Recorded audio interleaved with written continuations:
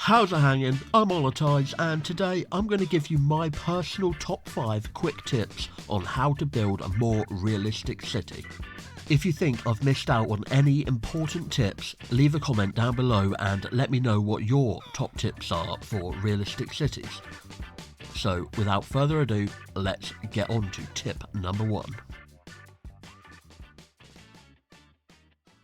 Tip number 1 is to build green spaces. Most real cities have green spaces as it raises happiness and they are usually aesthetically pleasing. They can be a nice break in dense buildings or to signal a change in zoning density. They can also just be a nice change of colour, a nice patch of green and a few colourful plants instead of grey buildings and roads. They don't always need to be square either. Any awkward little spaces you're not sure what to do with or what to put into it, just turn it into a nice little green space. Tip 2 is to build grids off at an angle. People complain that grids are unrealistic when in fact most cities have grids, especially American cities. But just one big grid all on the same angle is a little unrealistic and may look a little weird. Try building some grids off at a different angle and see how it looks. You might be quite pleased. I'd still add a few curves into your city, but just don't be too worried if it's more grid than not. A good way to pull the eye away from the grids is to build a curved large main road or a highway going through or over it.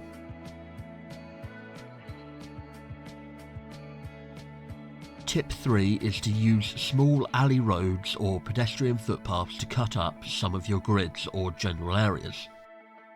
This is a great realistic way to help get different shaped buildings, different sized plots of land, and improve accessibility across your city.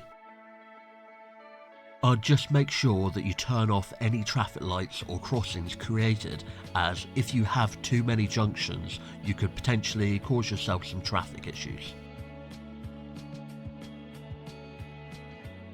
Tip 4 is to zone different sized plots. Zoning different sized plots will help in multiple different ways.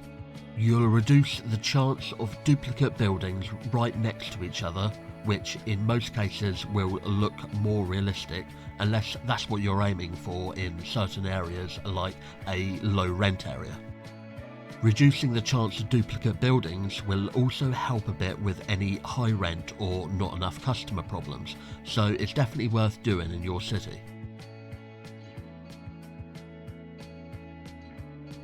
Tip 5 is that imperfection is key. Don't try to make everything perfect. Imperfections are what give each city their own character.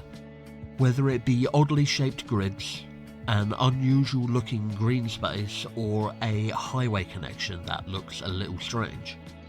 All these weird things in your city are what's making it realistic, because in real life no city is perfect. Thank you very much for watching. If you did find the video helpful, give it a like and don't forget to subscribe if you want to see more helpful videos like this. Hopefully I'll catch you in the next one. See ya!